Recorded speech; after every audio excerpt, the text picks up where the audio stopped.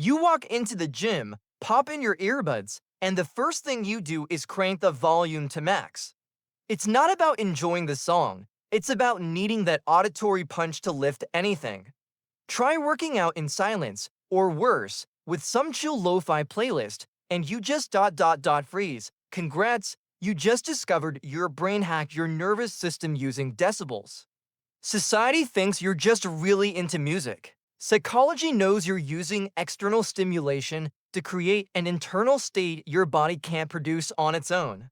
And that's fascinating because what looks like a music preference might actually be outsourced emotional regulation.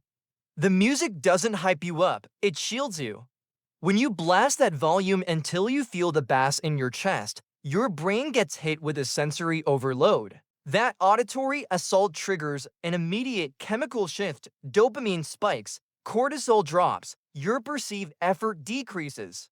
This isn't placebo, this is neuroscience. Think of it like this: your brain is a car with a dead battery, the music is the jumper cables. Does it work? Absolutely. Is it the right way? Well, we'll get there. You're mid squat. Someone asks to work in. You pull out one earbud for 2 seconds. Suddenly, you notice the weight, feel the burn, remember you're exhausted.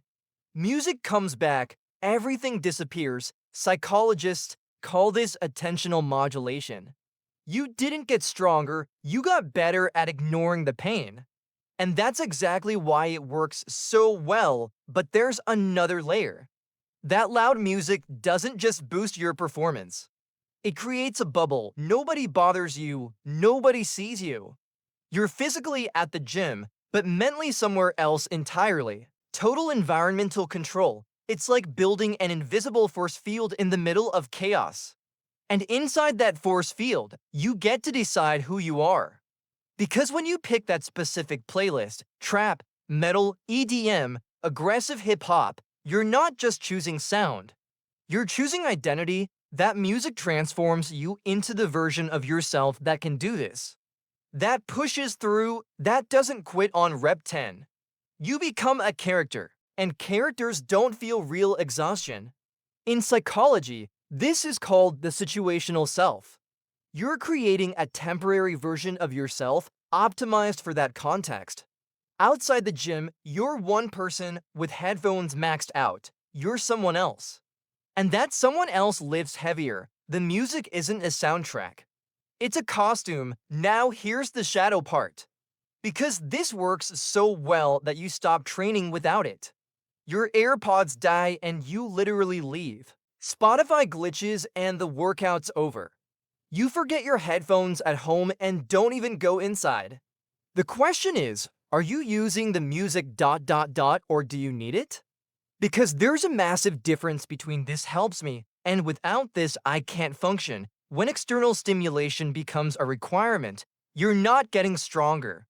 You're building an auditory crutch, and crutches are great until you need to walk without them. I'm not saying music is the problem. I'm saying dependence on any external stimulus can turn into a prison disguised as a tool. You think you're in control because you choose the playlist, but could you choose silence? Just a question. Look, you're not broken.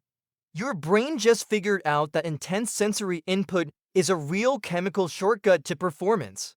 And if that gets you off the couch and into the gym, there's absolutely nothing wrong with that. Just consider this. Try one workout without music, not to prove anything, but to see what happens when you're forced to be present with the effort, no distractions. Sometimes the discomfort of being alone with your own body teaches more than 1,000 playlists.